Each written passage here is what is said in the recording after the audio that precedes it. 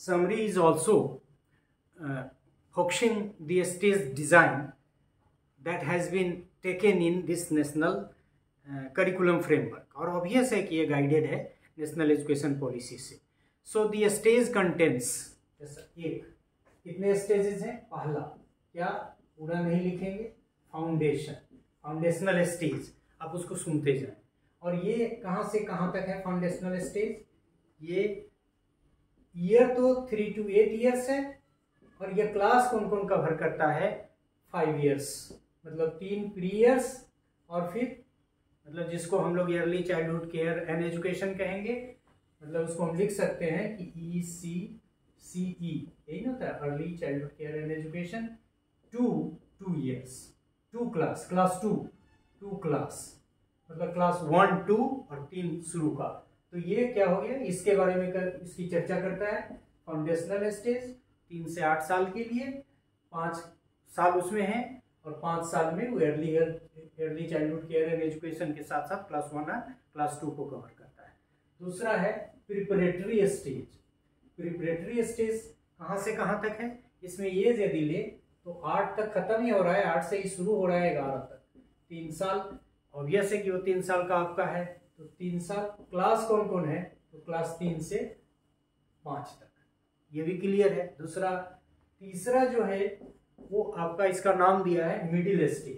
Preparatory के बाद middle stage, ये कहाँ से कहाँ तक है? ऑब्वियस है 11 है, तो 11 से एंड हो रहा है, 11 से स्टार्ट होगा, तो 11 to 14 ईयर्स. और ये कितने साल का है? ये भी 3 साल का है, आपको याद भी होगा, ये 3 साल का. ये कहाँ से कहाँ तक है? क्योंकि यहाँ 5वां खत्म है, तो 6ठा से 8वां तक क्लास इसमें है. फिर आपका चौथा और लास्ट है सेकेंडरी को हायर सेकेंडरी को एक साथ कर दिया है.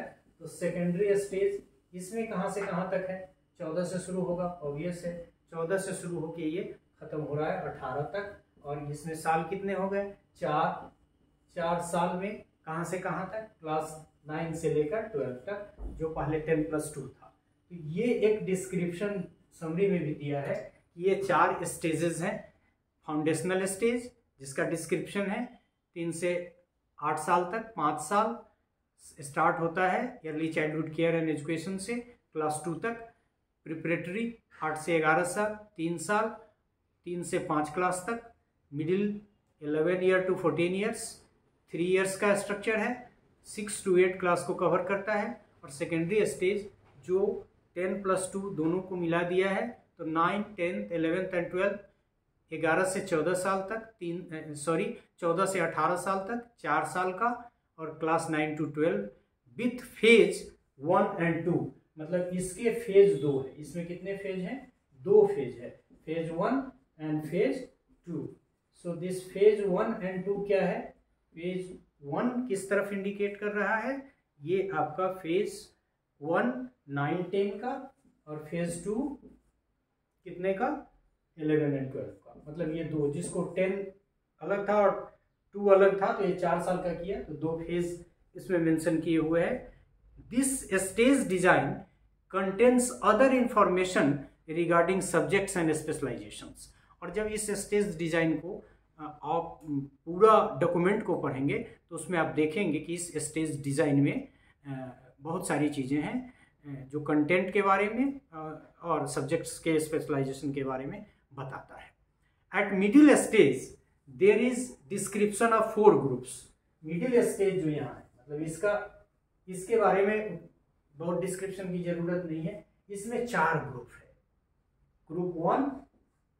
ग्रुप 1 में लैंग्वेज, ग्रुप 2 में सिर्फ मैं एक वर्ड और पढ़ते जा रहा हूँ. ग्रुप 1 में इंटायरली लैंग्वेज है. ग्रुप 2 में आर्ट एजुकेशन है. आर्ट एजुकेशन के साथ साथ फिजिकल एजुकेशन एंड वेलबीइंग, फिर वोकेशनल एजुकेशन. 3 चीजें हैं. वोकेशनल एजुकेशन, 3 चीजें कौन कौन हो गए? Art education, physical education, wellbeing. Group 2 में.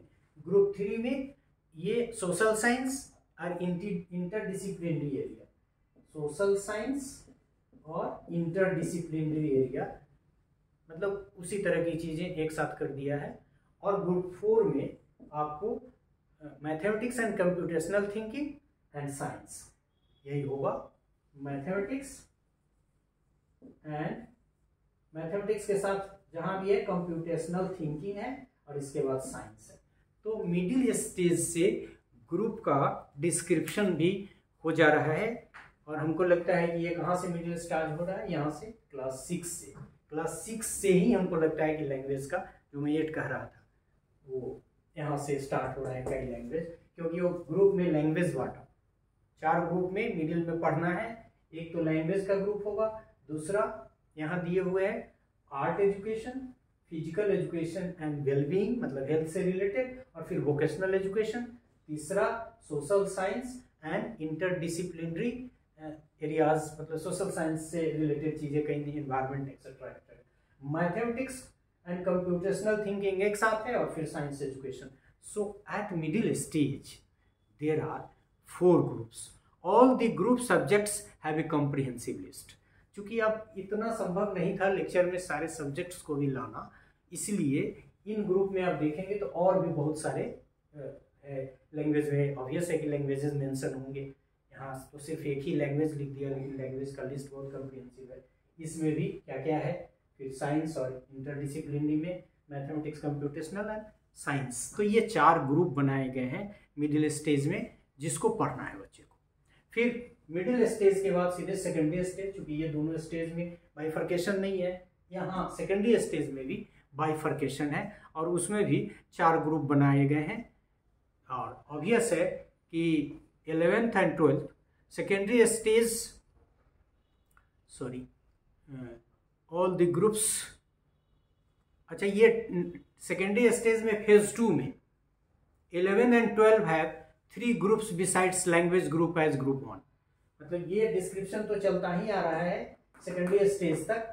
इसके बाद जो फेज 2 है, यहाँ आपने देखा कि इस सेकेंडरी स्कूल का 2-2 साल का बटा है 10th तक, और 10th के बाद 11th एंड 12th का ये 2 फेज है। 2 फेज 9-10 का एक फेज और दूसरा 11-12 का। तो 11th-12th वाला जो फेज है उसमें लैंग्वेज ग्रुप तो पहले से ही है, लैंग्वेज ग्रुप के अलावा have 3 groups besides language group, मतलब उसमें भी 4 ग्रुप हैं। कौन कौन? ग्रुप 1 में लैंग्वेज जो पहले वाले में भी है, group 2 has art education, physical education and vocational education. It is also like this. Group 3 contents social science and humanities and interdisciplinary area.